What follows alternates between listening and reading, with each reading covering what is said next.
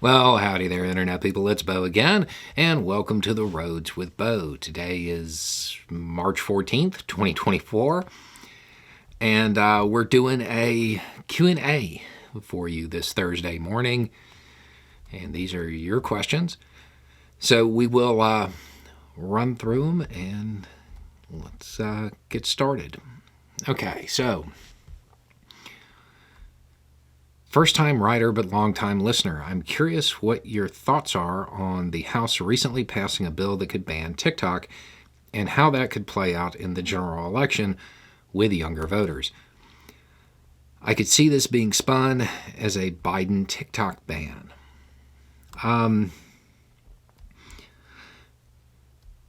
I think as more reporting comes out about this, I don't think that this is going to be the thing that alienates younger voters. Because really, this bill isn't about banning TikTok. To my way of thinking, that's not what this is about. It's about getting TikTok sold to an American. That's what it seems like to me. That's what it seems like the real purpose of this is.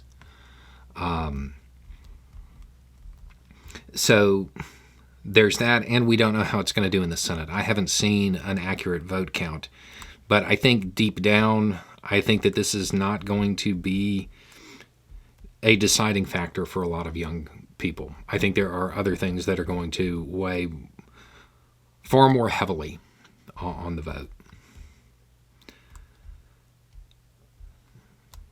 I was talking to my friend about what I thought were Biden shirts that you wear.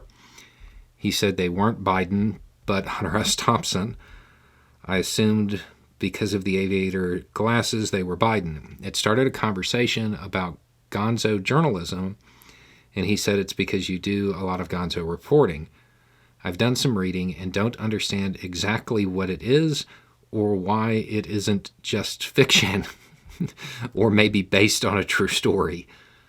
He said one of your videos about a bird teaching you about police brutality was probably Gonzo, but couldn't find it to show me.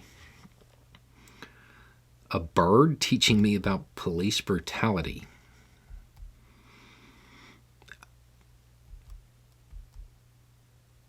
Oh, the hawk. The hawk. I know the video. I'll put it down below. Oddly enough, no, that is exactly how that happened. I will put that down below, but that is definitely what Gonzo sounds like. Okay, so I wish I got this question for a whole video. What is Gonzo journalism? Okay, so most journalism is about objective fact. Who, what, when, where. Maybe why, but they're going to use an official source of some kind for that. And how in there as well. Gonzo journalism is not really concerned with the objective facts. It's not about that. It's about drawing out a deeper social commentary, a deeper social critique. So there is poetic license that is taken.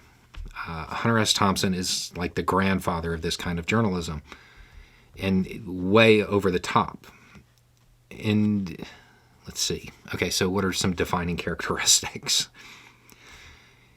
Generally in the first person. And so there's self-inserting. I would imagine that a lot of the wild parties that are depicted in Hunter S. Thompson's stuff, he may not have been physically present for. He got the interviews, he got a little bit of the experience when he was there for a few minutes, but didn't see everything, and then put it all together, told in the first person to create kind of a tighter narrative, a better storyline, and Gonzo is told via story rather than reporting. To make it more consumable for the reader and to pull out that social commentary, that social critique. So, I mean, based on a true story, that's not wrong. There's a lot of self-satire as well.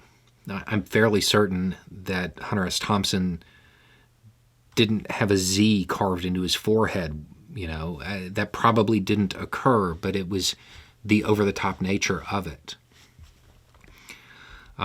There's a lot of self-satire, self-inserting.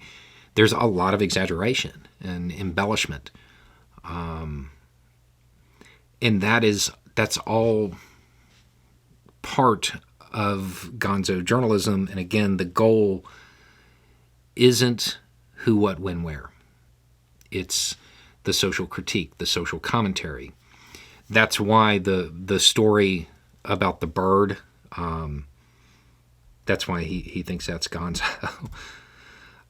Okay, so I'll put it down below, but a short version of it. Two of my friends, they go up to Alabama. One of them's white, one of them's black. The black guy is driving, and they get pulled over. He gets nervous, and it's yes sir, no sir, the whole thing. Later on, the white guy, he's kind of making fun of him for it. And at the time, I did not have it in me to have one of those conversations. But, I don't know, a few days later, maybe a month later, I don't remember, I was walking in the pasture, and I'm standing there by Marilyn, the horse, and there's squirrels, bunnies running around. I'm just sitting there watching it, and a hawk flies over. The horse and I, we're not scared. The smaller animals run off.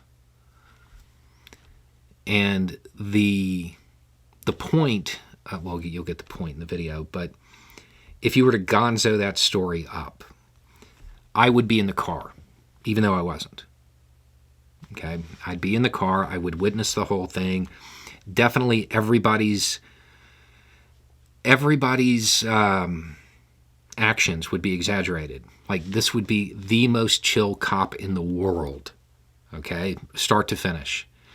And he would be way more nervous than he really was.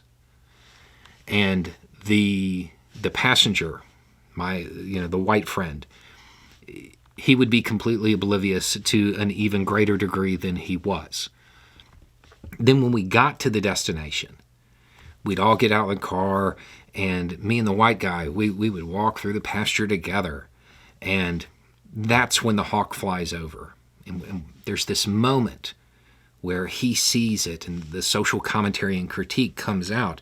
The reason you didn't get scared is because you're not that animal's prey. That's what Gonzo is. That's how it works. There's not as much importance on the objective facts and the chronology. It's the lesson, for lack of a better word, that can be pulled out of it. And that's what Gonzo is. But no, that's actually how that occurred.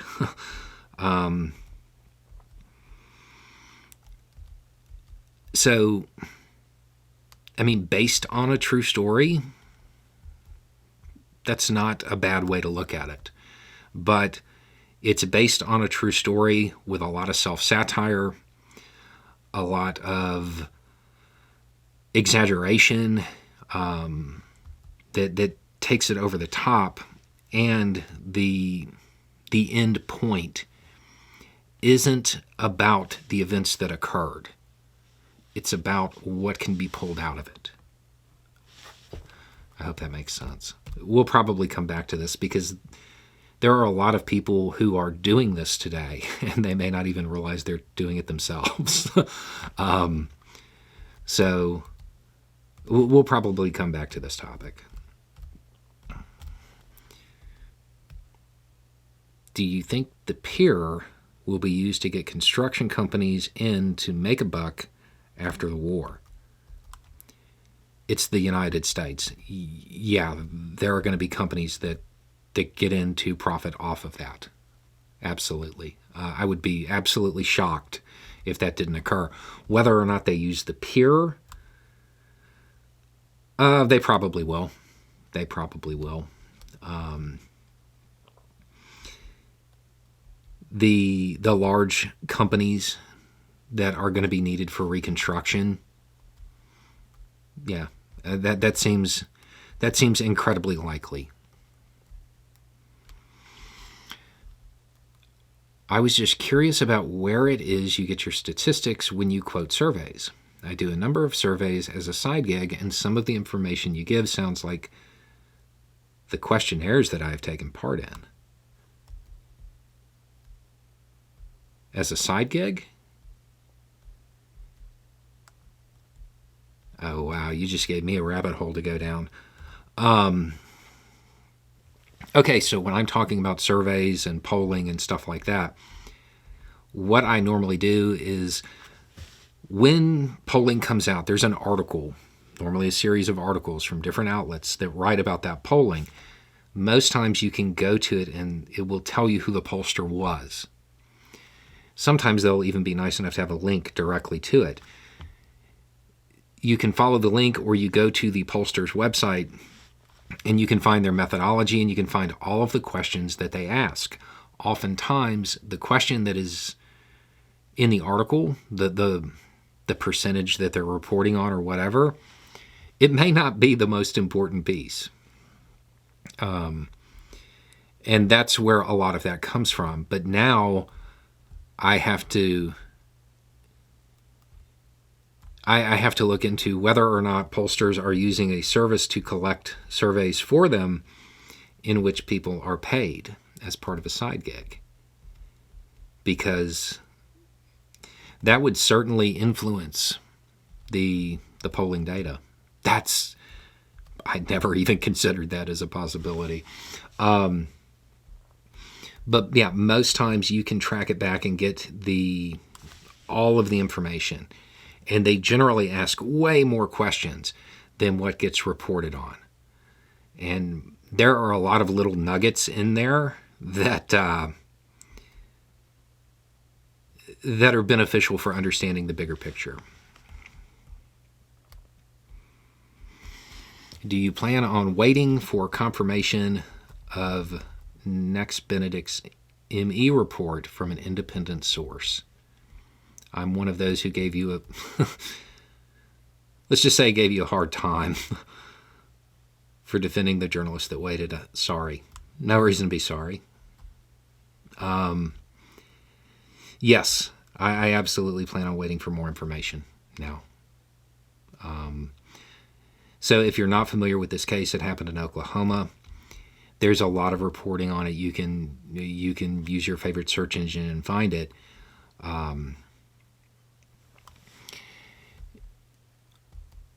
I would want to know a little bit more than just the ME's report now, because there's a lot of information that I would not be comfortable just taking that right off the bat. It's one of those things where it's a complex situation, and it's not something. I don't want to be wrong about it. I do not want to be wrong about it. But I would suggest everybody Google Benedict, Oklahoma, and take a look at the story. Because it is developing, but I personally believe it is still developing. I don't think that story is over yet at all. Okay. I have recently read news reports of 2 U.S. submarine commanders being relieved of command so far in 2024. Both were captains of one of the 2 rotating crews of 2 different Ohio-class boats. These are older ballistic missile submarines that have been converted to land attack operations with their ICBM load replaced by long-range cruise missiles. One was the USS Ohio, the other was the USS Georgia. In both cases, the captains were relieved because their bosses, quote, lost confidence in their ability to command. Forgive my paranoia, but since Trump apparently intends to invoke the Insurrection Act if elected and involve the military in domestic peacekeeping, do you think it's possible the Navy is trying to remove Trump loyalists? Okay, so I did a video on, I think it was the Georgia. The fact that it's Ohio class and Ohio is one of the subs. It gets a little confusing, but I believe it was the Georgia. The captain, from what I remember, got a DUI, got pulled over DUI, something like that. I'll find it and put it down below. Lost confidence in their ability to command is boilerplate. What that means from the Navy is something happened and it caused us to question. And we're not going into detail. The reason I did a video on it is there was a question about it at the time as to why it happened. I think it was the Military Times that actually found out what occurred. But no, I don't believe there is an active effort to get rid of Trump loyalists. Okay, so I guess that's it. That looks like all the questions. I would imagine we're going to come back to the topic of Gonzo, because I think that's something that people need to be able to recognize more readily, because it's occurring more and more, and I think sometimes the people doing it don't even realize what they're doing. So anyway, it's a little more information, a little more context, and having the right information will make all the difference. Y'all have a good day.